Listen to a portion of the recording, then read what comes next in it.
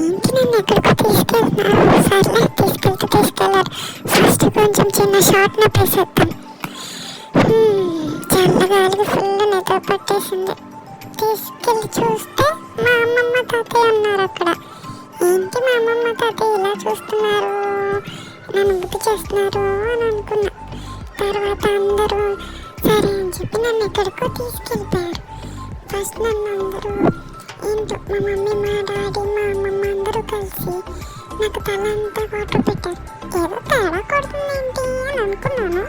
ఆ తర్వాత చూస్తే మా డాడీ కూర్చొని తన ఒళ్ళో కూర్చోబెట్టుకుని నాకు గుండెకి ఏం చేస్తున్నారు. ఆ తర్వాత అర్థమైంది సీన ఇదని.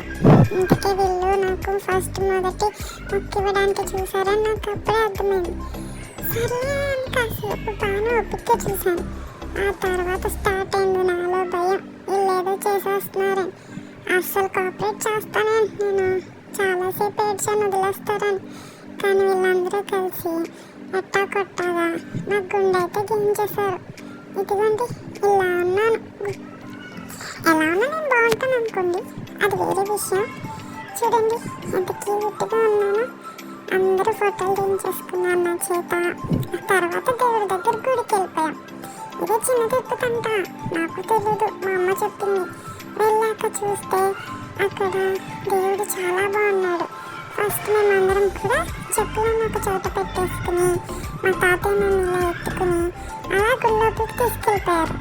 దేవుడి దర్శనం దగ్గర వీడియో తీయకూడదంట, అందుకే మా అమ్మ వీడియో తీసేసాక ఏం చక్క నేను అక్కడ బోల్ బొమ్మలు అన్నీ ఉన్నాయి.